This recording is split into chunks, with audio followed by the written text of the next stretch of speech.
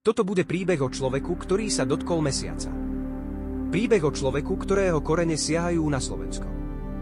Eugene Andrew Cernan bol veliteľom posledného kozmického letu v rámci programu Apollo. 51 rokov dozadu ožiarila Floridu posádka Apollo 17, ktorá štartovala z Kennedyho vesmírneho strediska.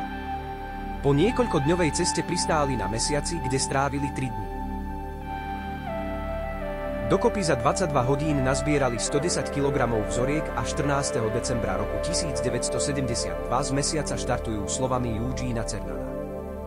Keď teraz naposledy kráčam po mesiaci, dúfam, že to nebudú posledné kroky na dlho a že budúcnosť ukáže, že dnešný vývoj ukúl ďalší osud ľudstva. My opúšťame Taurus litrov v miery tak, ako sme sem prišli. Nech tí, ktorí sa sem vrátia, prídu v miery a v pokoji pre celé ľudstvo. Nech má posádka Apollo 17 šťastnú cestu domov. Posledné stopy človeka na mesiaci patria práve nášmu Eugenovi Cernanovi, ktorého starí rodičia boli Slováci. To, či jeho stopy pohltil prach, alebo nie, nevieme, no je určite jednoznačné, že máme byť na koho hrdí. Cernanovi je venovaná časť expozície vo Vlastivednom múzeu v krásne nad Kysucom. Aj toto vieš vytvoriť v PowerPointe. Napíš mi, či sa ti video páči a či ťa oslovujú takéto prezentácie. Ak áno, tak pre viac podobných videí ma začni sledovať.